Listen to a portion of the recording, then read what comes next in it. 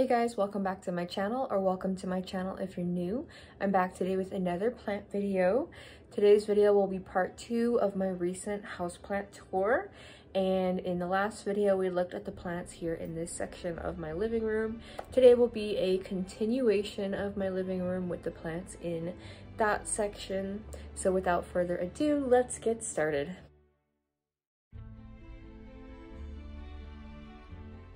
I have these 2 cube shelves over here next to my fish tank, and we are going to start on this one. So over here I have a whalefin Sansevieria that I've had for a couple years, and it recently put out this new leaf here, which is exciting. And then I have a Scindapsus pictus exotica. You're going to see a lot of these because I have several duplicates. You'll also be seeing some of this white powdery stuff that is just diatomaceous earth. I do put that on the soil of a lot of my plants just to cut down on the amount of gnats that I have. And then here I have a Hoya Chelsea cutting in some water, and a Rhaphidophora hay that I got from King Supers. I think it was November 2021. And then on this shelf I have a Sansevieria Samurai, which has a couple little babies. This one is just a regular Hoya carnosa. And this shelf has some that are not very pretty, but that's okay. This one is an oxalis plant that my friend Ashlyn gave me, and the leaves will continually die back and then regrow. If you look closely, you can see there's another one about to come in right there. And this one is a Begonia Rex that I chopped down to the soil, and there are some itty bitty baby leaves coming back, which is cool to see. This one is a jade pothos. It used to be a much larger plant back when I was first getting into houseplants, and this is the only piece that I have left. This one is a Scindapsus pictus argyrius. I have several of these as well, which you'll see. And then over here on this cube shelf, I have a Sansevieria Moonshine that my friend Ashlyn gifted me. And it lost a lot of its white color, but its newest leaf is all white, which is really cool and exciting. And then this one is Sansevieria Sayuri, something like that. They were just clippings from a different plant of Ashlyn's. And this one is another exotica, and I have it in this cute little basket that I got from the Target dollar spot. This one is Sansevieria Bantel Sensation, and this one was part of a larger plant that I bought for Ashlyn. And I repotted it for her, and I decided to keep a little piece, and it's grown a lot since then. That's been a couple years ago now. It's interesting how we all have different preferences when it comes to what we like to collect. Ashlyn loves her snake plants. I'm more of a Hoya person, but I do love all plants in general. This one is a Monstera Adansonii. This is the narrow leaf form, and it was a much larger plant that I had to chop down because I was dealing with some thrips last summer, and I finally have won the battle against them, and we're seeing some regrowth on a lot of my plants, but that's why many of them are chopped down to the soil, unfortunately. This one is a Scindapsus Silvery Ann. I got this one at King Supers. I think I paid like $12 for it, which is amazing. Really need to rotate this guy, seeing how there's some dead leaves back here. This one is a Thanksgiving cactus, which is a jungle cactus. Mine does not like to bloom on time, but that's okay. I've had it for a few years now, and it's still growing. This is a philodendron micans. I got a bunch of little ones from Home Depot and I combined them into one pot. I absolutely love these plants though. The way that they look when the light hits them is so cool. Here is another exotica. I had a very, very large exotica that I purchased a couple of years ago from the flower bin, and I ended up splitting it into several pots, so that's why I have so many of those. It's also one of my favorite kinds of plants, so I tend to purchase them when I see them, even though I've already got a million. Here is a Hoya australis, a really, really sad Hoya australis.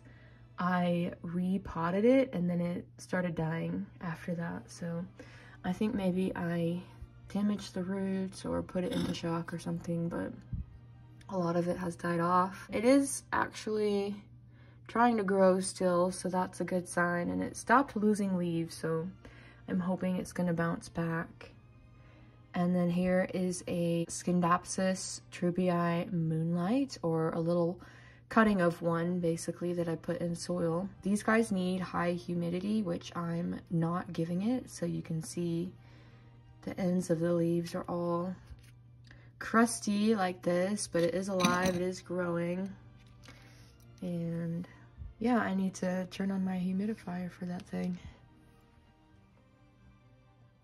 Over here we have some built-in shelves, and it's kind of been just a place for me to throw random things like all of my skulls and rocks and dried flowers and such. And then I put some plants up here that don't need a lot of light.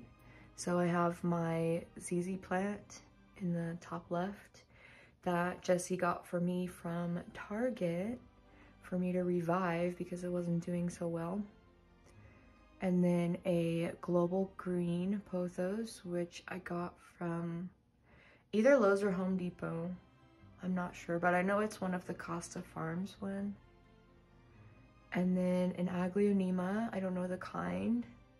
That thing hates me, but it is still living out of spite. And then my Raven ZZ, which I mentioned I was hunting everywhere for, and I ended up finding it at King Soopers in November 2021. It's grown a lot since then. And here is a philodendron scandens, just a regular green philodendron, which I'm letting trail all the way down. I think it's so cool. That's another one I got from King Soopers for like $13. On this shelf, I have a Monstera siltepecana in this little glass cloche. It wasn't doing too hot, so I decided to really up the humidity for it. And it's been doing really well since then. I'm gonna rotate it a little here so it stops leaning that way. But yeah, it's been really loving the humidity, and it's been thriving since I put it in that thing. I need to get a bigger jar for it. Here is a Monstera Peru. I got this one for Valentine's Day last year from a really cool shop called the Terrarium in Denver. And then over here I have a Paleonia repens. It's a watermelon vine, which I also chopped down to the soil, and it's regrowing a lot. Down here, it's kind of hiding. I have a Sansevieria fernwood that I got from a cute little kiosk at the mall a few years ago. And then I have a Rhaphidophora decursiva. I recently chopped its vine off to propagate, and it is trying to put a new one out down there. And here I have a Hoya Crimson Princess. I got it pretty recently to replace one I had that died.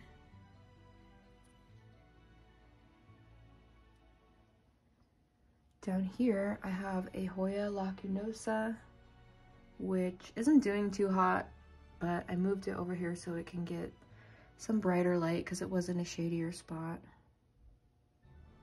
And then another Monstera Peru. This one I got from Walmart, I think last spring.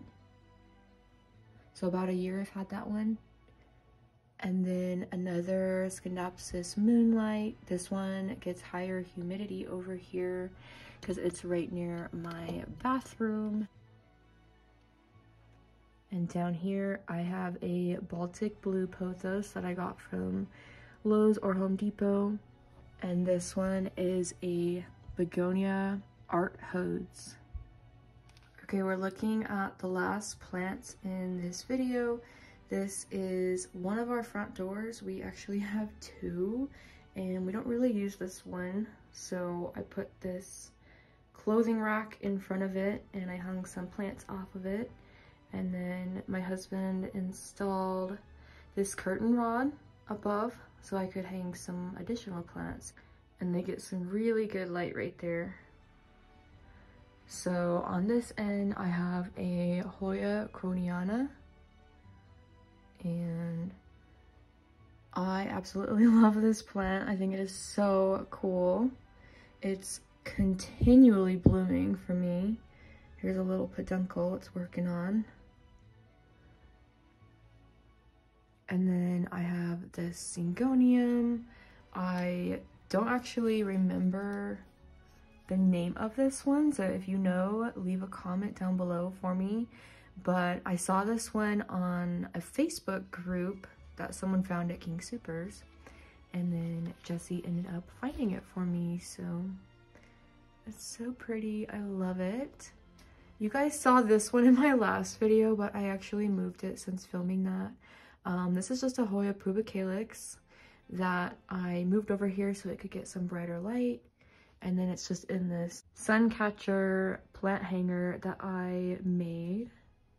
And this one is a Cebu Blue Pothos that I got from King Soopers. You can see it's in this same white pot and hanging situation, which I think is really pretty. This one is a Senecio macroglossus, or a variegated wax ivy. It is a succulent that mimics ivy, and over summertime I put this one out on my porch and it just loves it out there. Same with this one. This is a non-variegated one. This one is a Dischidia ruscifolia, or a million hearts plant, because the leaves look like little hearts. And mine's in a constant state of confusion because it is always dying but also consistently growing and flowering, so it's interesting. But I've had that one for like 4 years now.